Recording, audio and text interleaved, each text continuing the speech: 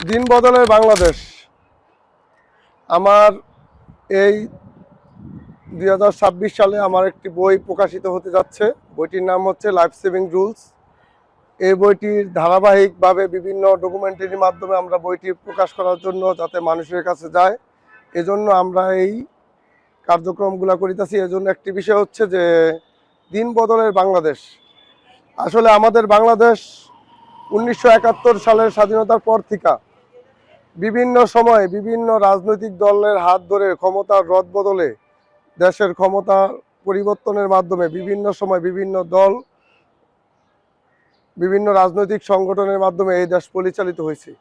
কিন্তু বাংলাদেশের মানুষের যেই আকাঙ্ক্ষা, মানুষের যে জানমালের নিরাপত্তা, সেফটি, এনভায়রনমেন্ট, হেলথ, এসব জিনিস প্রতিষ্ঠিত হয় নাই।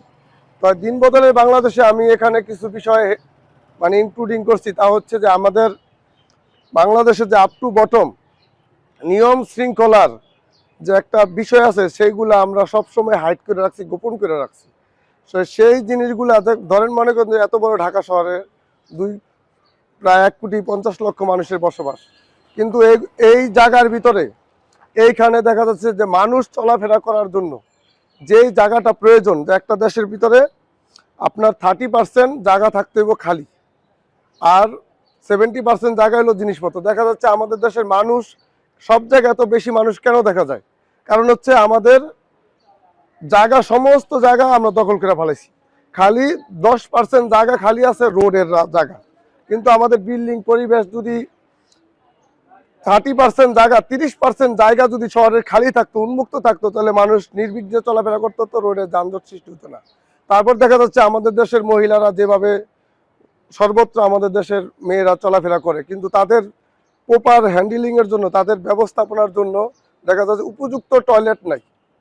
হ্যাঁ, দেখা যাচ্ছে যার কারণে তারা বিভিন্ন জায়গায় অনেক কষ্ট করে চলাফেরা করতে হয়। তাই আমার কথা হচ্ছে যে আমাদের দেশের নারীদের জন্য যে উপযুক্ত টয়লেট ব্যবস্থা, যে শহরের সমস্ত জায়গায় সুন্দর থাকবে, এবং আমাদের দেখা যাচ্ছে যে বাজারগুলো আছে, সেই বাজারগুলা যেই হজবরলভাবে যে যার মতো করে এখানে বিজনেস করতেছে, একটা বিল্ডিং তৈরি করছে, সেই বিল্ডিংটার পিছনে দেখা যাচ্ছে যে 30 বছর চলার পরে ওই বিল্ডিং দিয়ে 10 কোটি টাকা খরচ করছে, বানাইছে, 200 কোটি টাকা কামায় লাইছে। তাহলে এখন উচিত কি ওইখানে আরেকটা বিল্ডিং রিপ্লেস করা, তাই না? এবং বাজারে যে হজবরল ভাবে সিস্টেম ছাড়া যে মানুষের যেখান থেকে পারতেছে, চলতেছে, ফিরতেছে, সিস্টেম লস করছি আমরা। তাহলে এই সিস্টেম লসটাকে আধুনিকায়ন করার জন্য যুগ উপযোগী আমাদের পরিকল্পনা নিতে হবে। সেই পরিকল্পনার থিওরি আমার ওই বইয়ের ভিতরে আছে। এবং আরেকটি জিনিস হচ্ছে আমাদের যে আমলাতান্ত্রিক জটিলতা, যে আপনি যেখানেই যাই সব জায়গায় ভোগান্তি। আপনি ইউনিয়ন পরিষদে যান, কোর্টে যান, কাছারিতে যান, সমস্ত জায়গায় যাবেন, আপনি দেখবেন যে শুধু ভোগান্তির শিকার আর ভোগান্তির শিকার। এ দরজা থেকে ও দরজা, এর কাছ থেকে এর কাছে, এর কাছ থেকে এর কাছে, অর্থাৎ সমস্যার কোনো সমাধান নাই। আমাদের সমস্যা ভুরি ভুরি, কিন্তু আমাদের সেই সমস্যার কোনো সমাধান নাই। মানুষ যে হ্যারাসমেন্টের শিকার হচ্ছে, মানুষ যে প্রতিনিয়ত যে যেই হ্যারাসমেন্টের শিকার হয়ে মানুষের জীবন কঠিন হয়ে গেছে, কন্টাস হয়ে পড়ছে, এটা থেকে পরিত্রাণ পাওয়ার জন্য আসলে আমাদের বাংলাদেশটা উন্নত হওয়া দরকার। তা না হলে আমাদের এই দেশ, এত দেশের জনগণ, এত মানুষ, কিন্তু এগুলার জন্য মানুষগুলো, আল্লাহ কোরআনে একটা আয়াত বলছেন যে আল্লাহ কত কাররামা বনি আদম, আমি মানুষকে মর্যাদা দান করছি।